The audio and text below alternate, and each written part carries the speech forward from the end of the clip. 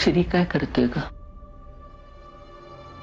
कालच्या सिटिंगमुळे थोडेसे डिस्टर्ब झालेत, पण डॉक्टर तन्वीनी तसं सांगितलंच होतं की असं काहीतरी होईल म्हणून. आणखी श्रीबद्दल तिचं काय म्हणणं आहे? आज पुन्हा येते म्हणाले. बघूयात काय होतं ते. तू एवढं करतेस, त्याला यश आले वाचून राहणार नाही. श्री, असा जेवणावरती राग नसतो काढायचा. आपल्याला लवकर बरं व्हायचंय की नाही. कशामुळे झालंय सगळं? असं का घडतंय ते सांग. अरे मी सांगेन ना तुला नंतर. एक घास माझा एक घास तुझा असं नाही करणार. मी विचारलं तरी नंतर नंतर नंतर. काय आहे काय? आता मी मान्य केलंय ना मी आजारी आहे. मग खरं काय ते सांगत का नाहीयेस? का लपवतेस माझ्यापासून सगळं? अरे काय होणार आहे त्यांनी? बावला आहे का मी वाटेल तसं मला नाचवायला? आणि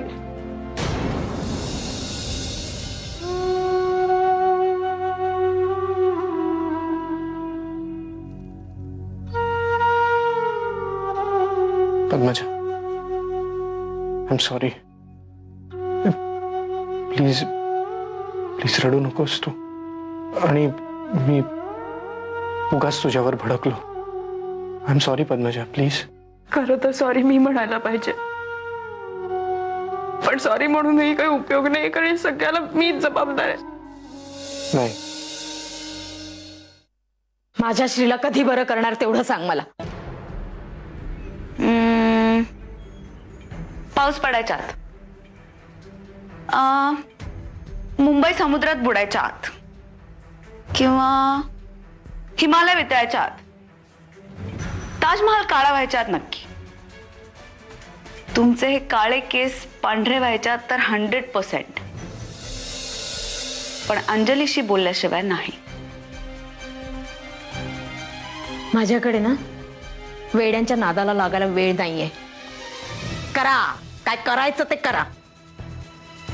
अंजली, याची ट्रीटमेंट सुरू करायच्या आधी मला तुला ट्रीटमेंटच्या परिणामांची कल्पना द्यायची होती. मला कल्पना आहे सगळ्याची.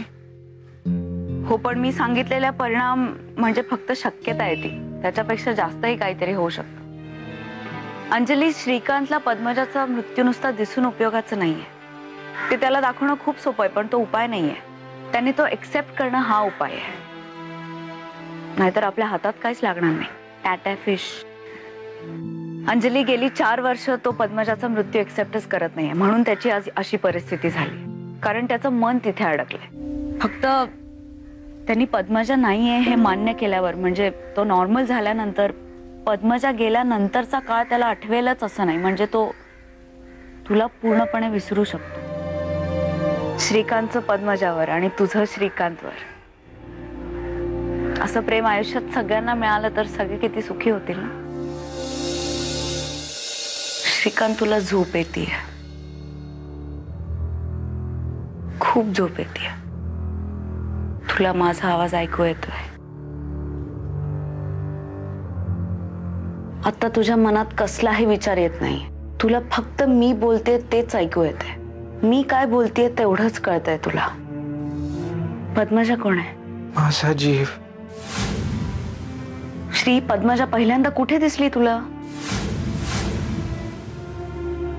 श्री, पद्मजा दिसली? श्री, घड्याळाचे काटे मागे फिरव. खूप मागे, खूप मागे जा. पहिल्यांदा पद्मजाला भेटलास तिथे काय दिसतंय?